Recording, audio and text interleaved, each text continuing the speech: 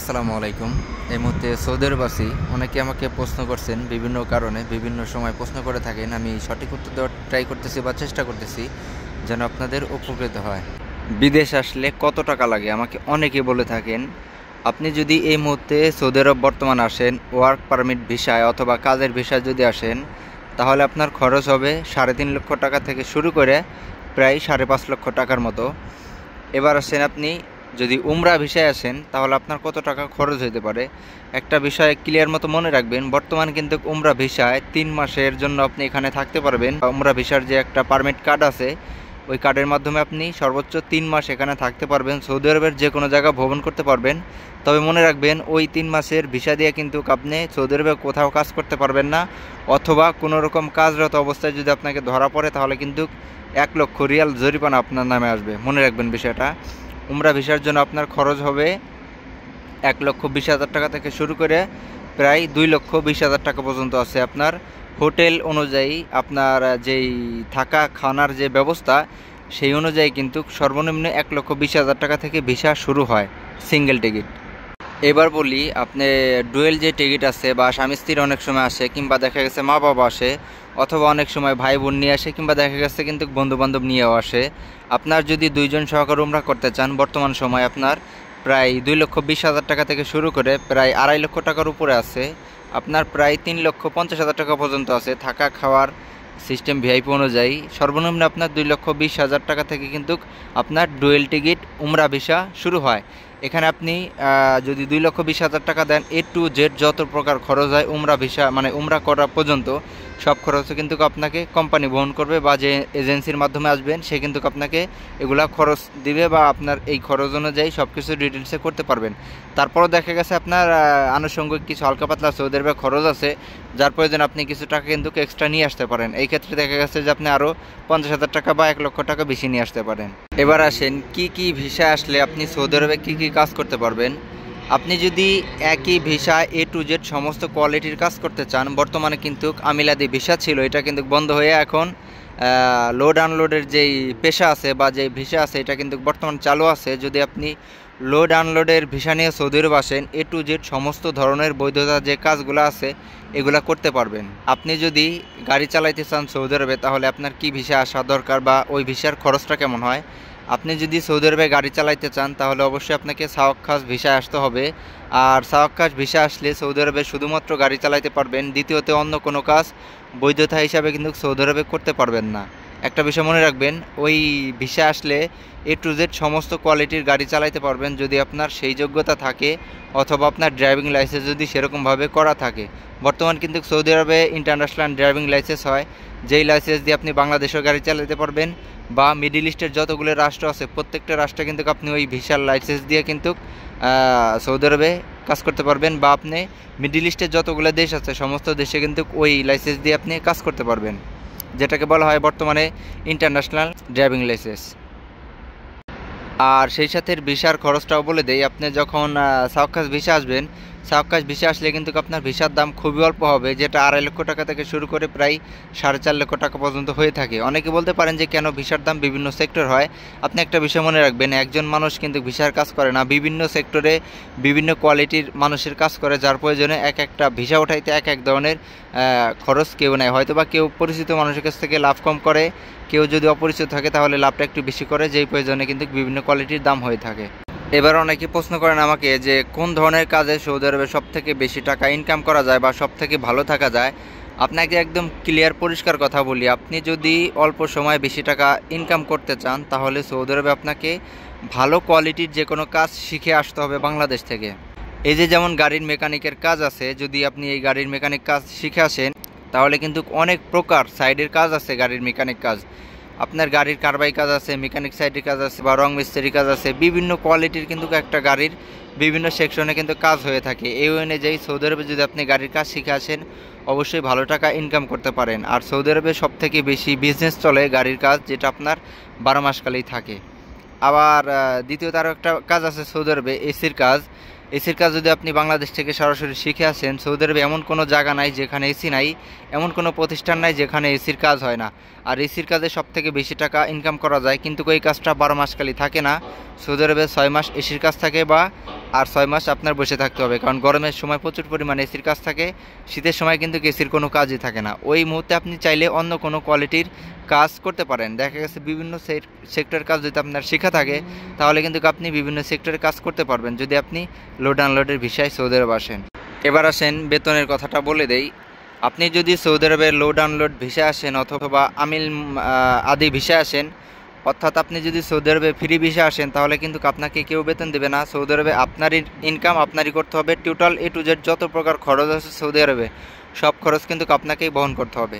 আর যদি আপনি company visa আসেন, তাহলে সরাসরি বাংলাদেশ থেকে কোম্পানির ভিসা নিতে হবে। সেই সাথে আপনি ভিসার যত প্রসেসিং কাজগুলো আছে, এই কাজগুলো করার আগে আপনাকে অবশ্যই কোম্পানির ভিসা কিন্তু আছে কিনা সেটা ভালোভাবে যাচাই করতে হবে। যদি সৌদি আরবে কোম্পানির ভিসা আসেন, A to Z সমস্ত খরচ কিন্তু আপনাকে কোম্পানি বহন করবে। আপনার দ্বিতীয়ত কোনো প্রকার খরচ নাই, শুধুমাত্র আপনি খানা খরচটা হয়তো বা আপনার দিতে হইতে পারে।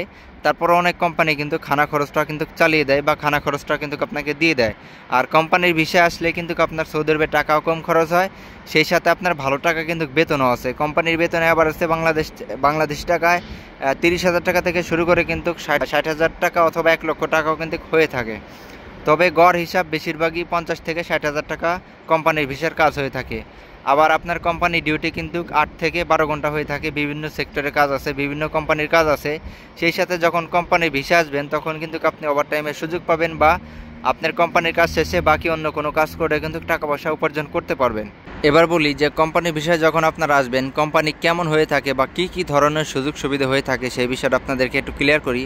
প্রথমত, যদি আপনি কোম্পানিতে কাজ করেন, আমার সামনে যে ঘরগুলো এখন দেখতেছেন বা আমার আশপাশে যতগুলো ডিজাইনের দেখতেছেন, এইগুলো সবই হইতেছে আপনার গোডাউন বা বিভিন্ন রকমের কোম্পানি। এই সমস্ত গোডাউনের ভিতরেই কিন্তু কোম্পানির বিভিন্ন সেক্টরে কাজ করা হয়। একেবারে A to Z থেকে সমস্ত কোয়ালিটির কিন্তু কাজ এই সমস্ত এরিয়ার ভিতরে করা হয়। ক্ষেত্র বিশেষে দেখা গেছে যে বড় বড় কোম্পানি যেগুলা অনেক নামি দামি কোম্পানি, সেই সমস্ত কোম্পানির যেই আপনার সাবটাইটেল আছে বা যে সমস্ত কোম্পানির সাব কোয়ালিটির কাজ যেখানে হয়, এই সমস্ত জায়গা কিন্তু ওই সমস্ত কাজই হয়ে থাকে। সরাসরি আপনি বড় ধরনের কোনো কোম্পানিতে যদি আসেন, তাহলে কিন্তু আপনি ওই বড় ধরনের কোম্পানিতে ওখানে কাজ করতে পারবেন, বা আপনার কোম্পানির কিন্তু বিভিন্ন প্রতিষ্ঠান বিভিন্ন জায়গা থাকে, সেই সমস্ত এরিয়ার ভিত্তিক কিন্তু আপনি কাজগুলো করতে পারেন। আর কোম্পানি কাজ একটা কথা বলি, সবসময় কিন্তু কোম্পানির ভিতরে কাজ হয় না। অনেক সময় কোম্পানি কিন্তু বিভিন্ন সাইডের কাজ আছে, বাইরের কাজ আছে, গরমের ভিতরে কাজ আছে, মরুভূমির ভিতরে কাজ আছে। অনেক সময় দেখা গেছে আপনাকে অনেক রোদের ভিতরে কাজ করতে হইতে পারে। অনেকেই কিন্তু আপনাকে আশাবাদী করবে যে আপনি যখন কোম্পানিতে কাজ করবেন, তখন এসির ভিতরে আরামে কাজ করতে পারবেন। বিষয়টা মোটেও সত্য না। সৌদি আরবে এমন কোনো কোম্পানি নাই যেই সমস্ত কোম্পানির কাজ সবসময় কিন্তু এসির ভিতর হয়ে থাকে। একটা কোম্পানির বিভিন্ন সাইডের কাজ আছে, যেই সমস্ত কাজ কিন্তু বাইরে হয়ে থাকে, ভিতরে হয়ে থাকে। আবার আপনি যখন কোম্পানির কাজ করবেন, তখন কিন্তু অনেকে আপনাকে রোডের কাজ দিয়ে দেবে, বা দেখা গেছে সৌদি আরবে যে ওয়ারিংয়ের কাজ আছে বা বিভিন্ন ইলেকট্রনিক কোম্পানির যে কাজ আছে, এই সমস্ত কাজ কিন্তু সৌদি আরবে প্রচুর পরিমাণ কষ্ট। আমার সামনে যে ল্যাম্পগুলো দেখতেছেন বা লাইটগুলো দেখতেছেন, এই ধরনের লাইটে কিন্তু কোম্পানির কাজ থাকে, বা এই ধরনের লাইটিং যে সেটআপ আছে, এগুলো কিন্তু কোম্পানির কাজ হয়ে থাকে। আর এই সমস্ত কাজ কিন্তু প্রচুর পরিমাণ কষ্ট সৌদি আরবের ভিতরে। আপনার পুরোপুরি রোদের ভিতরে কাজ করতে হবে। আর জানেন সৌদি আরবের রোডের পাশে কিন্তু আরও বেশি রোদ থাকে, আরও বেশি গরম থাকে। একেবারে কোম্পানি বলে যে আপনাকে আরামসের কাজ দিয়ে দেবে, বিষয়টা এরকম না। আগে আপনি ভালোভাবে যাচাই বাছাই করবেন, এরপরে কি ভিসা আপনাকে দিতেছে, ভিসা আপনার কোন কোম্পানির নাম উল্লেখ করা আছে, এগুলো ডিটেলসে গুগলে সার্চ করে প্রয়োজনে ভালোভাবে যাচাই বাছাই করে তারপর আসবেন।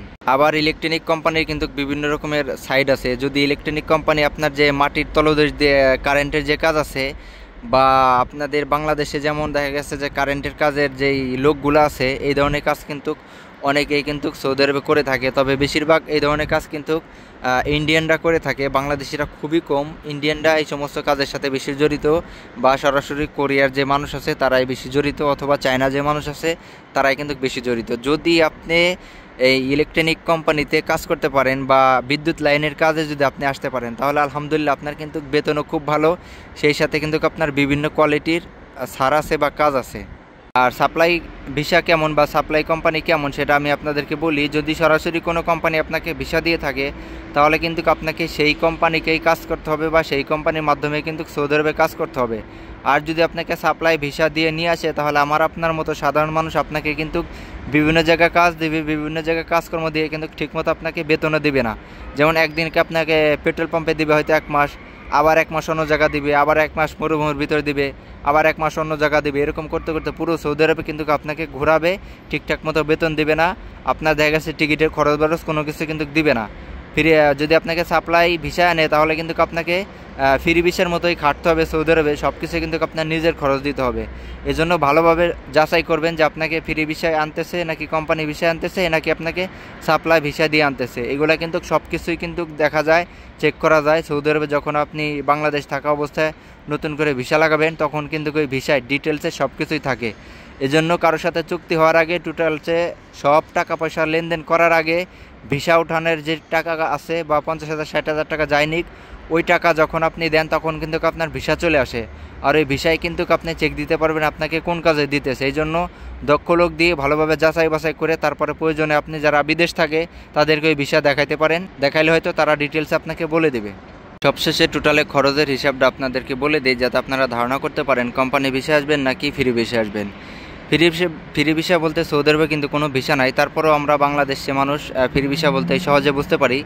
যদি আপনি সৌদি আরবে ফ্রি ভিসায় আসেন এভারেজে প্রতি বছরে আপনার প্রায় 3 থেকে 4 লক্ষ টাকা সৌদি আরবে আপনাকে সরকারি ট্যাক্স দিতে হবে বা বিভিন্ন রকমের খরচ বরচ দিয়ে এভারেজে 3 থেকে 4 লক্ষ টাকা খরচ হবে।